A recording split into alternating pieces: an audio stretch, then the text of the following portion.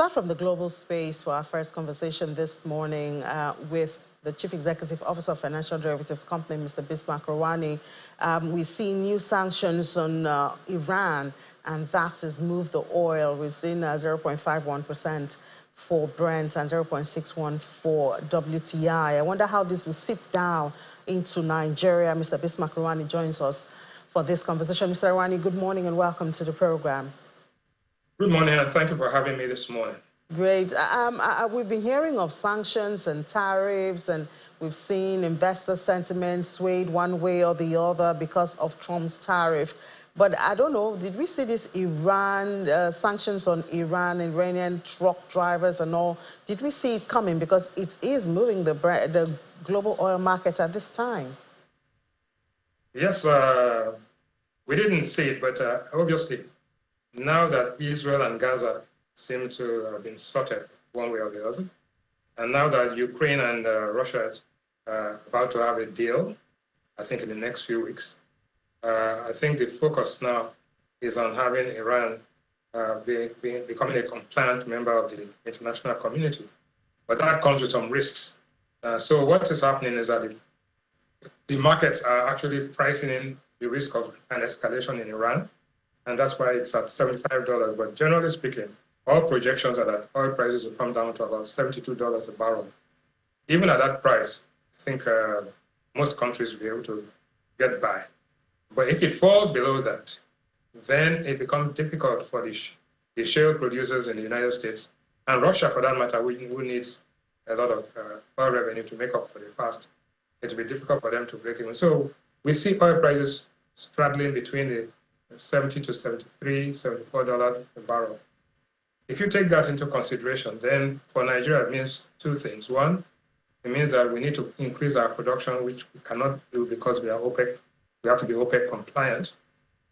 So our oil revenues will cut somewhat. But also, the price of fuel, that is the subsidies, so to speak. You know, we are selling crude oil to Dangote at an international price, but payable in Naira. So what will happen is that we would see petrol prices begin to increase marginally because of other variables. But generally speaking, we see the price of petrol here in Nigeria at about almost 1,000 Naira, anything between 900 and 1,000 Naira over the next 3 months. Yeah, so I mean, I know you did mention Nigeria there, and we know that our target in the budget is $75.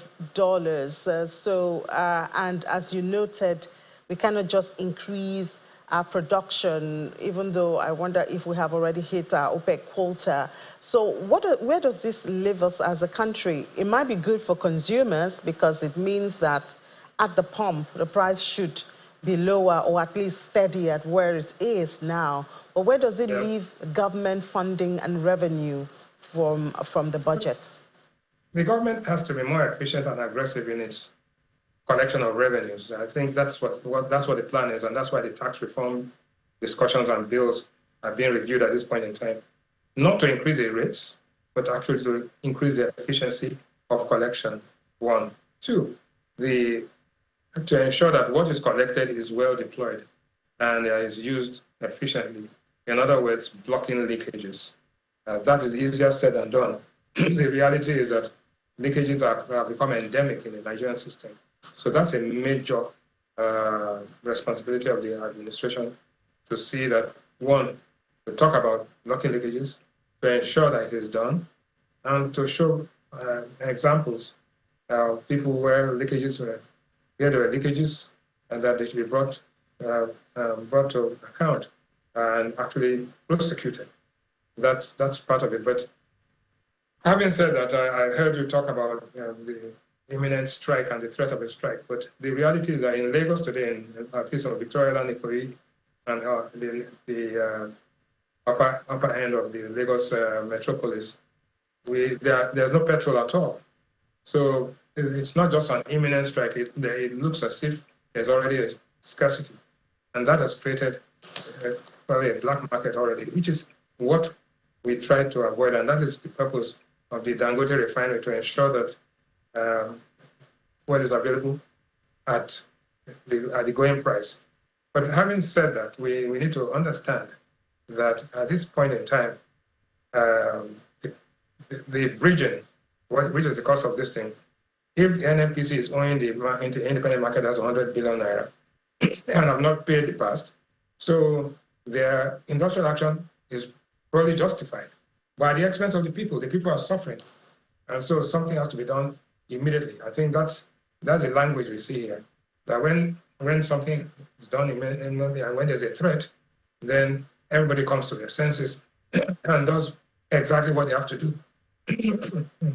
Yeah, it really is sad, Mr. Rwani, because, I mean, now we have the supply, but the value chain or the the distribution and logistics chain is what we're looking at. And, you know, let me say something. Dangote has 500 million liters, in fact, about 700 million liters in storage, but it's not getting to the stations. And if it gets to the stations, Dangote cannot bridge to have uniform pricing across the country. The institution that is charged with the responsibility of ensuring that there's uniform pricing is not doing it, and is not paying those who are making sure that the petrol gets and kerosene and diesel gets across the country. So that's a failure of management within the regulatory body and the NNPC itself. Well, we do hope that something will be done about that. As you noted, it's already started on the island before it spreads to other parts of the state and the country. But there's also the fasting that's starting on Saturday, the first day of March. Yes. And we know this increases demand of fruits and vegetables, and then it affects the price. What do you see from this weekend when this fasting starts?